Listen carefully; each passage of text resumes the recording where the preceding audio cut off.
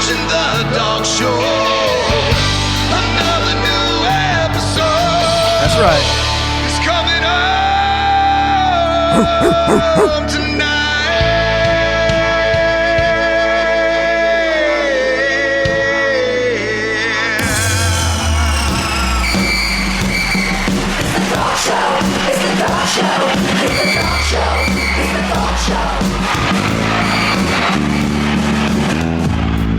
You're listening to the one and only Dawgs Show. Your hosts, Troup, Brenson, and Smooch Moncrief. Just two dudes talking Georgia football. Welcome, Dog fans, to the one and only Dawgs Show with Troup and Smooch. A little bit different studio for me today as we're back from the Alabama-Georgia game, and Georgia, of course, did lose their first game and first regular season game since 2020, 34-41, and the Crimson Tide really played excellent football. I will say that obviously in Middle Georgia and a lot of places in the South, we've had a disaster. Hurricane Helene did a ton of damage, so we still don't have power here. We do have running water and a little bit of internet. And I hope this sounds it's not going to sound as good as it did the past few weeks. Sure. But we're making do with what we have. We're interested to bring you and tell you what happened Saturday night in Tuscaloosa. Smooch. Yeah, let's go ahead and say it right off the bat. There's no internet where Troup is. So he is outside on a hot spot.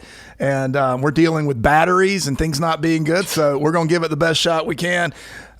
Hey, Troup, my prediction, I was only 1 point off for Georgia's score in the game.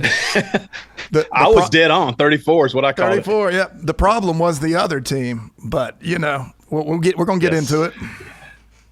Yes. We're going to talk about what happened, and then going forward, and there's some interesting takes around college football about what this game meant. Some people are very excited about it from reasons I'm surprised about, but we'll talk about that and some PFF grades. You saw what you saw on the field match what PFF graded out on some of Georgia players. And like I said, we'll talk about identity, ceiling, floor, as we provide some therapy for you folks and for ourselves as we put the pieces back together to move back, start moving back towards a national championship.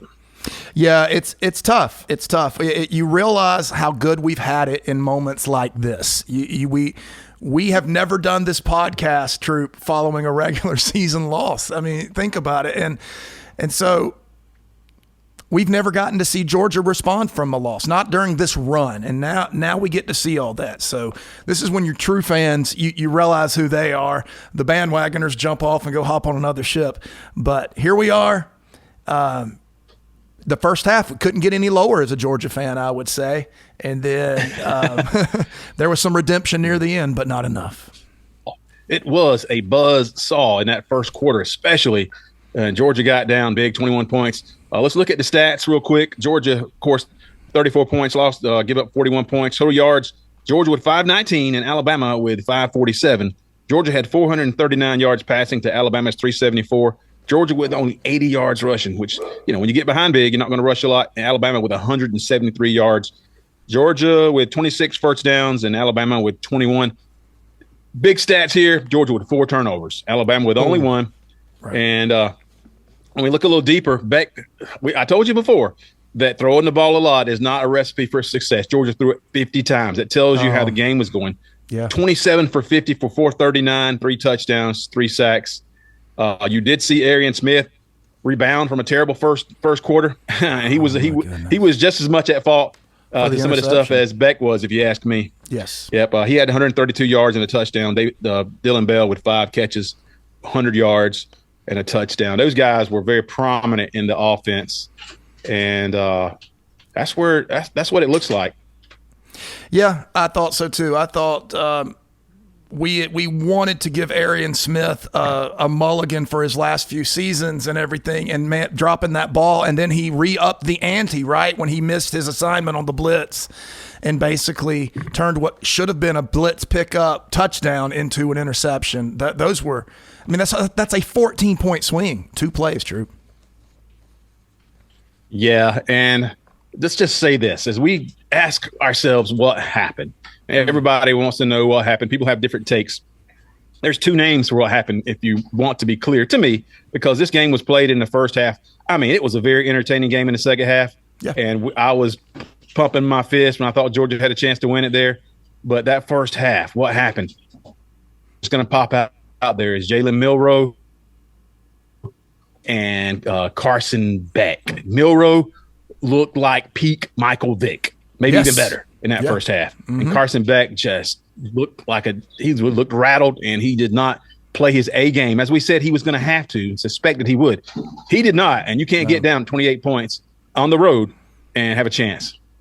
Right, and even, I mean, there was this constant feel that as soon as they took one step forward, they took two step back in this game. And honestly, that bled over some into the second half. They were able to score some points, but in the end, it was still a turnover that was extraordinarily avoidable that cost us the win, that cost us a chance to win that ball game. So lots to work on, and it's just a sobering game, Troup. Yeah, and I didn't anticipate, and we've said this, Smooch, that second year a lot of times is where you, as a quarterback, where you take the biggest step. And it's happened for Milroe. He was everything that they could have imagined in their wildest dreams. Mm-hmm. He was not that good as he was, because he was the best running back on the field. And you could have him dead to rights. You could have the angle on him. You couldn't tackle him. In open field, you could Malachi Starks, Jonell Aguero, you could not tackle him. And then he was hitting all the passes. He was finding the right read, hitting the receivers open, and he was moving the chains when he needed to. Yeah. He was sensational, and that's the game. We can say that Ryan Williams is a freak, and he's one of one in terms of wide receivers as a 17-year-old. But it was Jalen Milroe who made the complete difference in this game. You plug another quarterback in there, and it's a totally different game. And but I was very impressed by him as well as just shaking my head. And we were going back and forth, Smooch, on our chat group. And it's just like, maybe just Beck's just not that guy. He's a good quarterback. He can do some things, but you can't pile it all on him. Right. And so far, him do it. You're going to have a running game that is very dangerous, that sets him up. He's got an NFL arm, can make NFL throws. But we've got some evidence now that he is not the guy that we needed him to be Saturday. He's not the put the game on his shoulders guy. He's not. He's that death nail. He's that piece, and he can do some really good things. But you saw a difference between a really good quarterback and a franchise quarterback. There was a very clear in the first half. One guy, a la Stetson Bennett, rose and became better when his team needed him. And unfortunately, Carson, this is painful to say, Carson wilted under the pressure. It is painful to say both of those takes of Milroe and on Beck, because Beck should be that guy this year. I don't know if we have that kind of arm talent in the QB room right now. We need it. That's going to be a couple years before we do have it, I think. Yeah. But and asking ourselves again what happened, I feel like the game plan was fine. They were aggressive offensively and defensively. Everybody said they were going to have to do that, not be cautious, and come after Milroe, get him, and not do what they did last year, do what Michigan did. And Georgia tried to do that. They tried to offensively put the ball in the air, and you got some turnovers. That's the risk. You can make some mistakes. Bama was fine with him throwing the ball, apparently. They looked like they were baiting him to throw the ball in certain areas. And he took the bait, and that's some of these mistakes that happened. Yeah, 90% of their defensive snaps were man-to-man in that game. 90%. They were baiting him to throw. And it bit them in the butt late. But early on, we bled for too long, Troup. Yeah, so I don't put this on the coaches. I mean, Kirby Smart's going to take the blame because he's that kind of coach. Maybe there just wasn't a good game plan to head into Tuscaloosa. And maybe Bama was just too good Saturday night, and they were. And Georgia didn't play. Georgia didn't play well in that first half. But man, what an entertaining game they made it. Yeah. As people will say, well, Bama took their foot off the gas. No, they didn't. Bama was running reverses and trick plays because they were looking to put 60 on the board if they could. They did not. They were running the same plays. Now you can say that intensity wore off a little bit. I don't know. They looked like they were playing hard to me. And Georgia made some adjustments defensively. They went to a more, 3-3-5, protect against those edge runs, and it worked. And they played better. More, the defense was more in their face, not a whole lot of room. That worked pretty much. And when you give a quarterback 4 downs, he made some 4th down throws that he wouldn't had a chance to in a normal game that was close. They'd have had to punt. Right. That kept the offense. Now, he made them, and they were beautiful NFL-type throws, but not in the context of a normal game. This is a game where Georgia was chasing the whole game, so it felt different.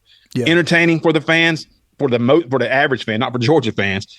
If Georgia makes one defensive stop after we score to go ahead, it's an all-time game. The problems are still there, but we could have, got out of there with a W.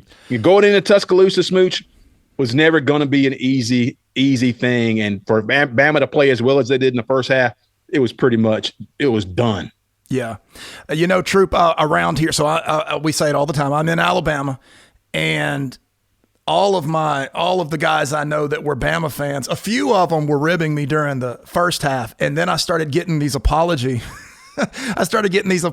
texts. Hey, I was kidding earlier, right? When Georgia was coming back, and they came back and took it. But, yeah, you can't do that in Tuscaloosa.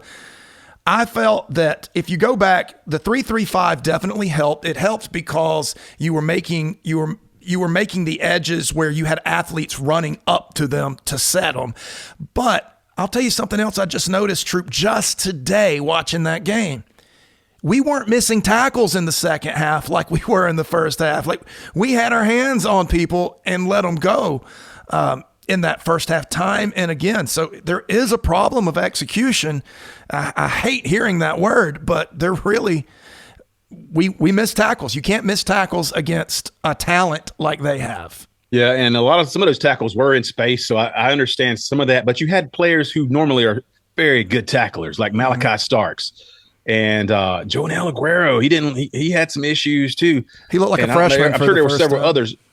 Yeah, he did. But an elite quarterback or running back playing quarterback, and he looked like a quarterback Saturday night. But I don't want to tackle you either. They wanted to tackle him. He is just that dude. But as we look at this, interestingly enough, I listened to a couple of podcasts today. One was Dog Nation with Brandon Adams. And the other one was Joel Klatt's podcast. Both of them had. Now, of course, Joel Klatt is a national, announcer or whatever you want to call him, pundit. And Brandon Adams, of course, is a dog, right? So different takes. Very different takes to hear what they said. And let's listen to this. But the one thing I'm not going to do today, and I'm not going to do this as much as some Georgia fans are, I'm not going to come in here and myth make and tell tales and brag on, oh my gosh, this comeback. This comeback shows you what the real Georgia is, and this comeback shows you this team is locked in now. Took them a half against Alabama, but now they're locked in, and they're about to go on a run, and they're going to get a rematch with Alabama, and they're going to beat them in that rematch. That very well might happen. But I'm certainly not going to tell you that it is, because I've got more respect for you than that to insult your intelligence. What I am going to say simply is we don't know. So, of course, Brandon, even before I heard BA, I was thinking the way he was, that Georgia showed you that they maybe are not that team. For whatever reason, they start slowly. They make a lot of mistakes. Defensively, they can't just cover everything up. Maybe this is the transition to a new era. Not that Georgia's not going to compete for championships, but they aren't just going to walk out there and steamroll everybody like they have. And they haven't done that to Alabama, so I don't know if this game should necessarily say that. Right. But it made you feel a certain way. And his take was, Smooch, that the first half is indicative of what Georgia, the problems they have. The second half, the game dictated that they had to take a lot of risk, and it was a totally different ball game. And Beck made some throws and made it entertaining. And it was still, Georgia called a good game. But that's not the team you should feel excited about it, but that's not what you should expect. You shouldn't say, okay, well, this is what we're going to see. They figured things out, and we're going to take this going forward. That was what BA was saying. Mm-hmm. Joe Klatt was saying almost the opposite. He was saying, no, this is the real Georgia. I feel better about Georgia than I do about Alabama coming away from that game. I get it. Alabama won, which is why I've rewarded them with that top spot in my rankings.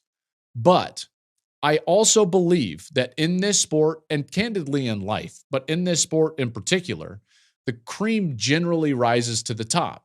So if you asked me about any sort of game, I will tell you that the more snaps that are played, the more times that you play, the more opportunities that you get, generally speaking, the odds are going to favor the better team. So as time goes on, what you will see is one team start to become a better team or reveal that they are the better team than the other.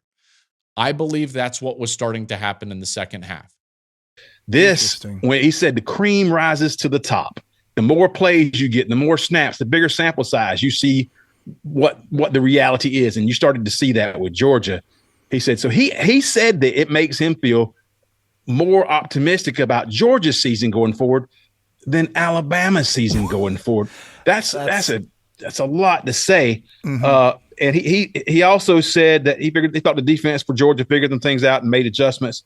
And Beck began picking on Alabama's weaknesses, which was in that secondary, and that he does not think that Alabama can replicate what they saw, way they played in the first half, because that was unusual. That was so unusual to be able to play that way. And Georgia had 6 plays for over 30 yards in the game, which Alabama never. I mean, they've given it up maybe one time in the past, I don't know, 10, 15 years. I don't know. Right. Yeah. So I'm probably somewhere in the middle of those two guys. I think that the Klatt one is very interesting because he's not emotionally involved with this team. You know, BA, we make no mistake. We're not even going to pretend we're not emotionally involved with how the Dawgs do. But vulnerable would be the word that I felt for the first time as a Georgia fan, that we're vulnerable. I really thought Georgia could come out, roll their talent onto the field, and beat up people. And so you realize they're vulnerable. The Kentucky game was not this genius fluke instituted perhaps by our coaching staff. But anyway, there are things Georgia needs to work on. And it doesn't mean that they still can't put it together and have even a championship level season.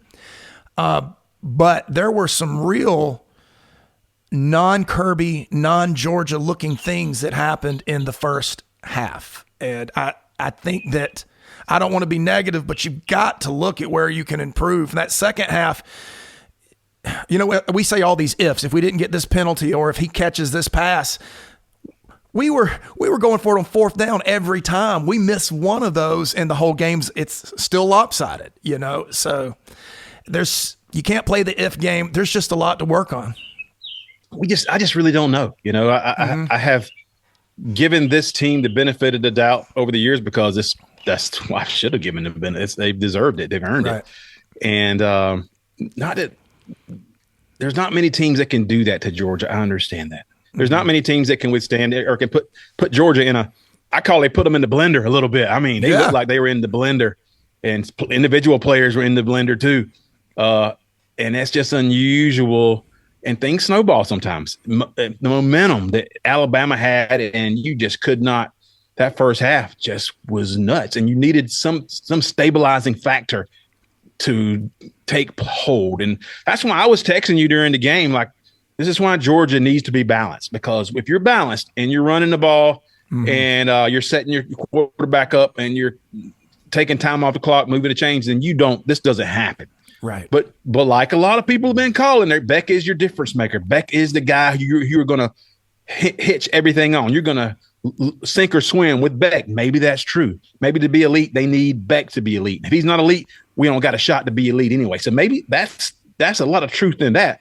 But going forward, I feel like Georgia has to keep that running game because they have some stars in the backfield, but they're going to have to block better and create some space.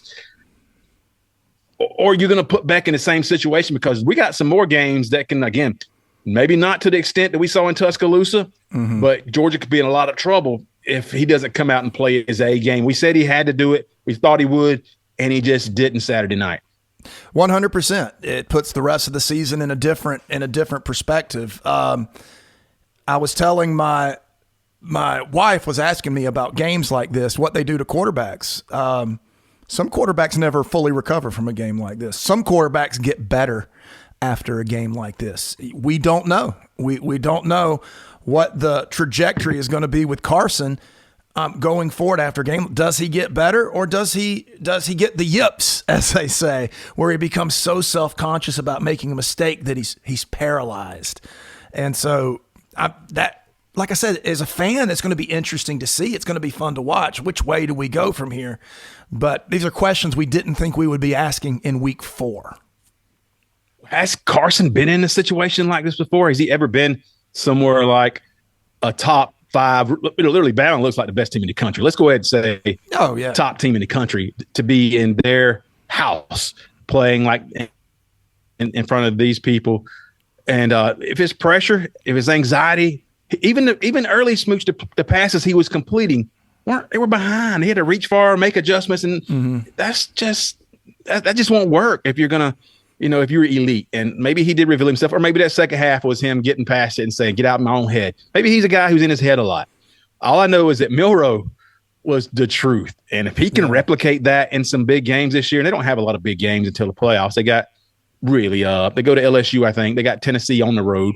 Or maybe they don't know where the LSU games, but the Tennessee game is on the road. That's really the only game that should scare them, right? Or should have their attention.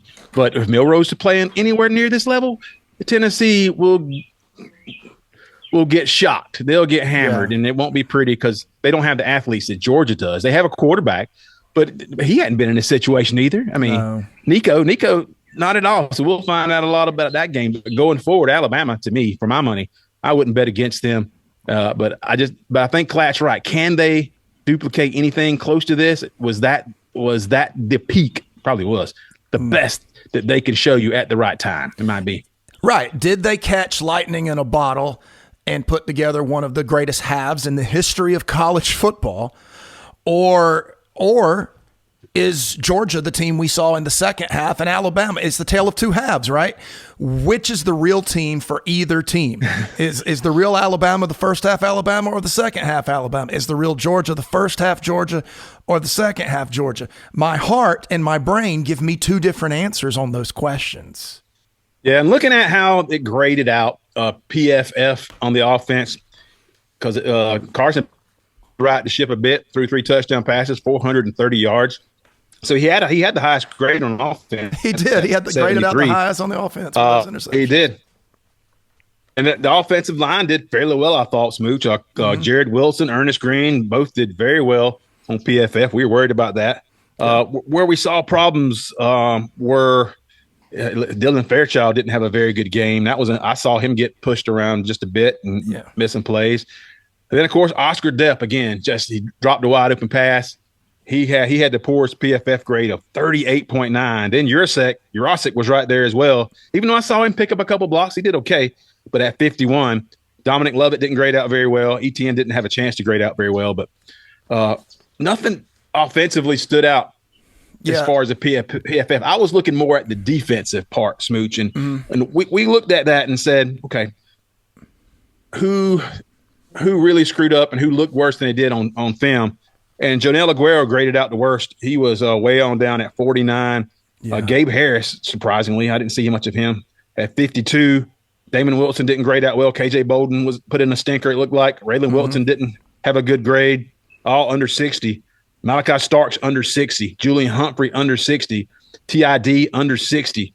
And we saw that. We saw Dawkins and Chaz Chambliss always grades out well. I don't know how, but he is when somebody beats you on the edge or you lose containment, it's usually Chaz Chambliss' side because they swallow him up. But TID had a couple of plays too in that first half where he just lost containment. Disappeared. Nobody was there. I don't know if a linebacker was supposed to curve around and pick that up, but he made some mistakes and graded out accordingly. Smile Munden had a good game. CJ Allen had a good game, but you saw, like I said, Malachi Starks, Jonel Aguero, KJ Bolden, and TID, all subpar games. They got it. I don't say exposed because they're elite talents, but they had a very, very questionable game. The game that they put on tape Saturday night, they don't want NFL scouts looking at that at all. Right. You had two players that were one one play away from having a different grade. On offense, Dominic Lovett gets a very questionable offensive pass interference call and has a large gain taken away. And then Kristen Miller also had some near misses where he didn't make the tackle behind the line. So I thought they played a little better. I also thought that Mykel Williams on one leg playing 25 snaps. Mykel Williams, one leg playing 25 snaps. He accounted for himself very well. He finished somewhere in the middle of the pack in terms of the PFF ranking, but it was, I don't know what we'd have done without him out there. Yeah, Jordan Humphrey didn't look too good. So I was like hoping, I was like, okay, well, he's covering Ryan Williams a lot, so everybody's going to look bad. But, man, there's a couple of plays where he was just not in position and got turned around. And Dan Harris got back in there. We didn't know what was going to be his future, but he played a good bit and rated out much better than Humphreys did. He was one of the highest rated defensive backs. So going forward, hopefully he got his situation taken care of because we need him. And just that one play, man, I'm telling you what, Julian Humphreys turns his head, finds that ball, swats it away, taps it in the air, Georgia picks it off, or just makes him start over from 2nd and 10. Who knows what happened? Because I got a feeling after that pass is incomplete, they're going to try to run Milrow. That next play is a Milrow run, and everybody in the stadium knows it. And things start turning right there because Georgia had the lead. But that's SEC. And for the fan, the average fan, non-Georgia fan, or any kind of fan other than that was, connected to these two teams, they absolutely loved it. They called it like a heavyweight fight. One of those heavyweight fights where you think one of the guys is knocked out, and then the one who's getting beat up turns the tables completely and starts landing haymakers and has the other guy on the ropes. The best fight, the most entertaining fight possible. So the Georgia dropped to number 5, and that's okay, right behind Tennessee. That's fine with me too. Oh, that's great. But, that's great. But people like that. So they saw that from Georgia. Even they forget about what happened in the first half. They're like, what a great game. What a great game. One of the greatest games ever. Amazing. What the biggest comeback in SEC top 5 history, all that stuff. And so that was worth it because they wanted to see a great game. They didn't want to see Georgia get blown out. Right. So the perspective around the country is not that Georgia is not Georgia. It's that, wow, what SEC is amazing. Yeah, think about it this way. Here's the way I was looking at it. If you would have told me that Georgia would take the field and not dictate the game at all, they didn't dictate anything. They run the ball to dictate what the other team's going to do. On defense, they reacted, they didn't dictate. Now, if you would have told me that after that first half, this game was going to come down to one play, I would have said there is no possible way this game comes down to one play. And it did. It came down to a deep pass to a young receiver who iced the game essentially, and then an interception on the other end. But that's what people are referring to. A great game is a game you enjoy watching from beginning to end. The first half of that game is unwatchable. So I don't know. The end was amazing, but I don't know about the game as a whole. But Georgia basically, like you said, they got knocked down 5 times in the first half and somehow found their feet in the second. And so which one is Georgia? That's what we're going to find out. Well, Smooch, what we found out more than anything about Carson Beck or the defense, who really kind of bowed their necks in that second half, and they did. We found out the mentality and the culture does prevail. You may not win those games, but you give yourself a chance and you don't quit. And people say, well, at least Georgia's not quitting. It's not about quitting. I mean, your pride is at stake and you're elite, but it's not about that. It's about what you've done in practice and who you think you are as a team and what you've been prepared to do, how you've been prepared to respond. Are you reacting off of something bad that happened, or are you just strapping it up and playing the next play and giving it everything you got? And when you're good, Georgia's very, very talented. Right. But when you got the right mindset and you got the right culture and philosophy, then you give yourself a chance to win a game that you had no business being in. If it was Pee Wee football, they'd have called it. There would have been a mercy rule. Right. And it felt like it needed to be the way the buzzsaw that Georgia ran into. But so eliminating that or just moving forward, Smooch. Okay, we can say, okay, great game, Georgia lost. It's only the 4th game of the season. Down the road, there's other big games Georgia can put their stamp on this season. So it doesn't have to be about, what could have been in Alabama. Because we've been there before. We've lost to Alabama and came back and got revenge, so to speak, the ultimate stakes on the line. Is does Georgia reconfigure how they approach the game, or do they say, hey, we just got to take more shots because Beck, we get somebody deep one-on-one, he might not be open. We're counting on our players to make plays. Are we going to take more shots, be a more aggressive offensive team, or are we going to just figure out that, like me and you mentioned, maybe Beck's not the guy to put that on, and he's more of a complementary piece than the guy we need to hitch everything to going forward. Right. He's not. Yeah, he doesn't seem to be. That's one of the good things about Georgia. Georgia's not one player dependent. You imagine if you take Milroe off Alabama, what you have something that is not Alabama. Georgia is not 100% reliant upon Beck the way Alabama's 100% reliant upon Milroe. And that may be a good thing, but it also means that you can't just say, here's the game, go win it for us, to Carson. He doesn't seem to have that, or at this point, be at that level. Yeah. You see this shine on my face right here on the right side of my face, Smooch? Yeah. I'm on the front porch recording this game. I got no electricity inside, no air conditioning. The sun setting on your face. Yeah. I cleaned out my fridge and freezer earlier today because it was all spoiling, But the only reason the sun is on my face is because there were two 75-year-old trees blocking that sun a week ago that are no longer here. Well, it's making longer here. It's making for pretty good lighting, though. So you look kind of nice. I'm telling you, our neighborhood, it was tornadoes and 100-mile-per-hour winds. That's what they registered in our area. And I have my property is a 65. It was built in 1965. It was at peak of some of the Cold War stuff. They built an above ground bomb shelter on my property, which made no sense to me because if you get nuked, it's above ground. You're still not making it. But they bought into it, I guess, with the panic. But at 3 a.m. on Thursday night, I told my family, let's go. We're going. That was the time to. That was the right call. Went and got into bomb shelter or the storm shelter. What do you want? It was really a bomb shelter. And nothing's penetrating that. No tree can fall on it. Everything was intact when I left. When I got back out at 5 o'clock with the flashlight, my neighborhood was wrecked. And there were trees just laid down on cars, houses, totally changed forever. The landscape.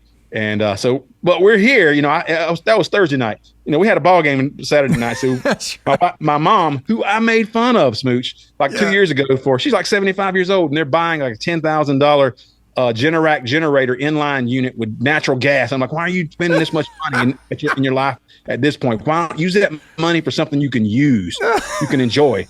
We've been there all week. We watched the game there Saturday night. That's amazing. So Friday morning when I was cleaning up a little bit, looking at the damage, still couldn't get in touch with my youngest son, Tyler, 22. And then I was hoping he's okay. Somebody told me they got in touch with his mother-in-law out there where they live, and they were fine. And he just comes walking across the yard. So he drove up and he said, he's just looking at the old neighborhood. And he says, oh, you been to Nana's? And I said, no, I couldn't get on the phone. He said, man, she got it bad. She's got a big oak tree right in the front of her house. Oh, no. Crap. Rushed out of here, took off, got over there. He got a big oak tree, took our whole front porch off, leaning against like 100-year-old oak tree. It's huge. Ooh. It's leaning against their living room. It could have took that off. Yeah. I'm like, crap. I'm just struggling to get around the backside to get inside to see if she's okay. She's sitting there watching TV. She's sitting there, nothing special. I'm like, what's for breakfast? Yeah, see, that's worth $10,000 right there. There you go. So my perspective in this law, Smooch, even though Saturday night I mixed cocktails and we had a great time, looking forward to that game. Yeah, it's a whole different world. We saw what's going on in western North Carolina too. It's a town just washed away. Probably hundreds of fatalities. But football gave us a chance to forget about that for a little bit. I just wanted to say that just because I had that shine on my face and that's good. Say all that was on my mind. That's good. People were asking. People were asking. As a matter of fact, a couple of people that knew I was away from it messaged me and asked how you were doing. And so I did. I made sure Troup was okay, and then I said, "Hey, how are you going to watch the game?" So all the receipts you Bama fans have been they have been people cashing in receipts of bookmark. I'm like, I don't care. We just let it roll. Even Buffed in Prime, the Colorado fan was cashing in receipts, and I was like, Are you confusing what happened to us against Alabama to what happened to you against Nebraska? Because those two are not the same, not at all. No, that's cute. I have, the talk. Colorado feeling they can talk smack to anyone is beyond delusional. Had Colorado played that team, that Alabama team that night, Alabama would have scored 150 in the first half, and that's actually not an exaggeration. It would have been a touchdown every time they touched the ball. So yeah, it'd been a peewee football. Yeah. Yep. So again, getting back on track as we close this one out in just a few minutes. Going forward is what we worry about right now because Georgia's got so much on their plate. Auburn this weekend at home. Thankfully, me and Smooch are going to be there, and a 3:30 kickoff, and hopefully Georgia puts together. We want to see a complete ball game. We want to see just control the game, dominate the game. You should, and that's before Georgia has Mississippi State and then Texas. And so you're going to find these next two games. Hopefully Georgia wins comfortably, but they're going to have to kind of rebuild their psyche. But if you're built the right way and Georgia's got that culture, then you're not. You're just saying, okay, that's football. Sometimes you lose. Sometimes you don't. Everything doesn't go your way. Sometimes the team is better that night. That's the culture I think we have. That's the question though, right? Is Georgia just going to kind of be strengthened and have more, I guess, battle tested and can take whatever you send at them now? Because they're not going down 28 points and a half to anybody, you know. So maybe this emboldens them and kind of puts them in a position where now they can turn things in their direction and be ready when the ultimate stakes are in front of them going forward. Yeah, that all the cliches they pull out. It's what you do when you get up off the mat. Getting knocked down is one thing. How do you respond? Georgia has the possibility to feel like the worst thing that could happen to us has happened to us, and we got back in the game. Do you build on that? Do you use that for maturity, or do players start checking out? That's where we are, and I tend to think it's going to be a growth experience for the team just because of like you said, their culture. And this is the first regular season loss that the Dawgs Show has taken as a podcast. Yes, we were undefeated until this weekend. If you hear how we're approaching this, and there's multiple perspectives and ways to look at it, and you can be and me and Smooch are more optimistic, and we're a lot of times, we see some negative stuff a lot of times. We're just like, Georgia's okay. They're going to be fine.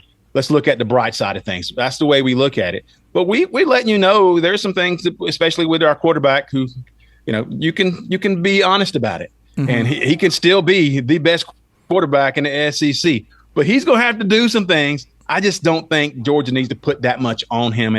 And agreed. So let this be a lesson to you fans. So you think football, you're not sitting at practice. You don't see what they see.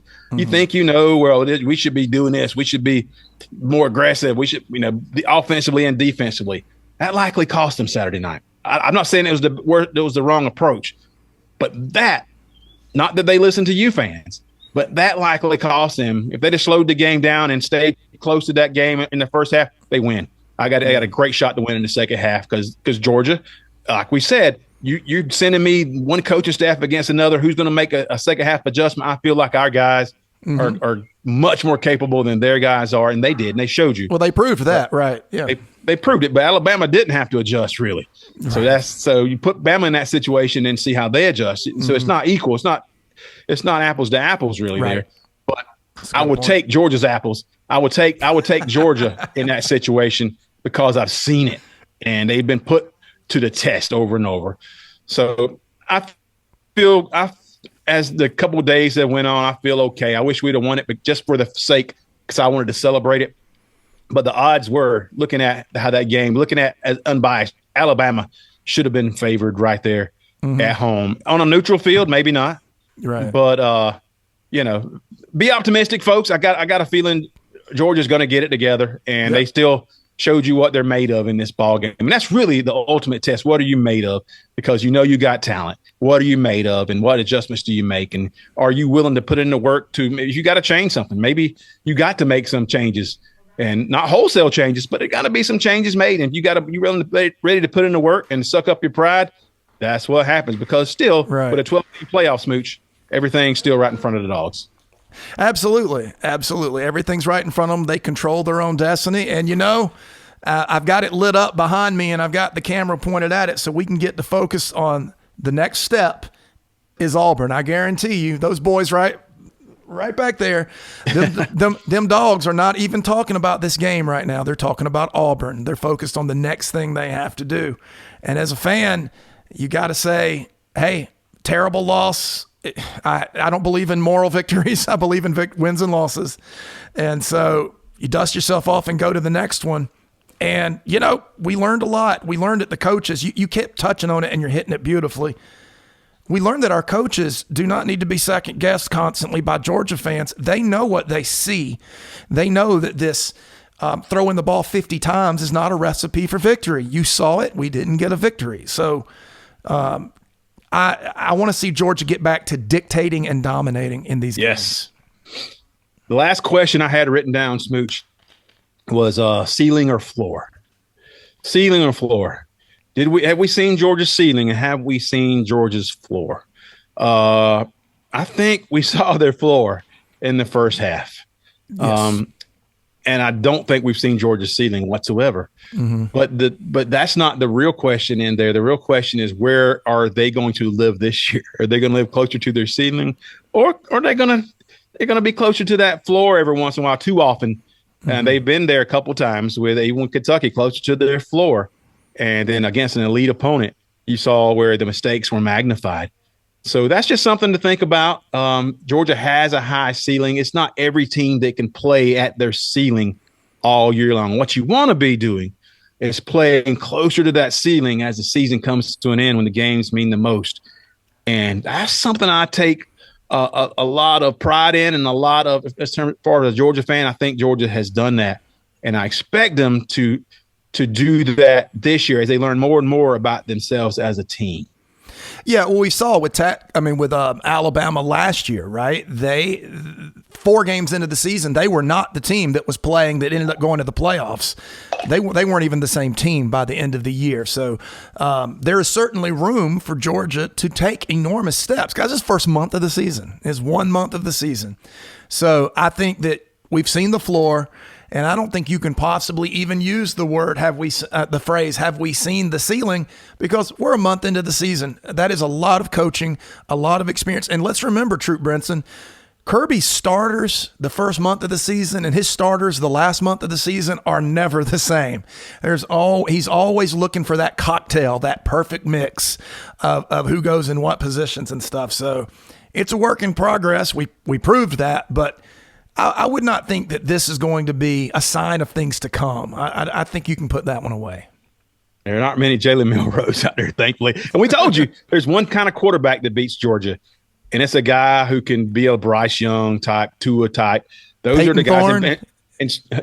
Well, maybe not Vanilla Vic, but the thing is Alabama is a team that's had those quarterbacks, so maybe that's the reason they've lost to Alabama. No other quarterback gives Georgia trouble like that. And and the way Milroe played in the first half, he's beaten 100 out of 100 teams. There is nobody getting in his way if he plays like that. Folks, we put ourselves out there on Twitter. Yeah. Come on, you guys got to jump in and join the conversation. Yeah, and support your dog show and your Georgia Bulldogs. We would appreciate your help. We're getting hammered. We okay with that. Because it's fun. It's all in good fun. We can dish it out and take it. It's all in good fun. But you can find us anywhere on the Dog Show Pod, and YouTube as well. YouTube's going to be fun. And TikTok is always churning, but Twitter's where the X is where we're taking the most punches right now. And that's okay. Yeah, I'm going to give you guys that are listening, that are loyal subscribers to our show, which I believe we blew past the 1,000 mark a while back and didn't even really notice. The show's looking good, guys. But anyway, just for you guys listening, don't worry. Papa Smooch is saving every single Bama receipt. I have a file that is so large I may have to get another phone. I am saving every single receipt for just in case we see these guys again and experience a different result. So the party we will have, so all of this whole getting drugged thing that we're experiencing right now, it could end up being a huge party when it counts. So we'll just wait and see. Not worried at all. Not worried at all. What, folks, we'll be back. I think we'll probably have some content later this week because we're going to the game Saturday. We'll be on the scene Saturday in the Classic City with a group of friends tailgating. So we'll put some of that out for you guys. Absolutely. Take care of Peyton Thorne and Vanilla Vic. And he's going to be there, I think. We'll have to hook up with that guy. Oh, you're talking about Espy, Miles Espy. I think he's going to be there. Yeah. Yeah. So we'll have a good time. Thank you, folks, for tuning in. And stay safe again, folks. Enjoy your Georgia Bulldogs. For Smooch Moncrief, this is Troop Brinson saying so long. We'll see you again soon. All right, go Dogs. This is the Dog Show with Troup and Smooch. It's the Dog Show. It's the Dog Show. It's the Dog Show. It's the Dog Show.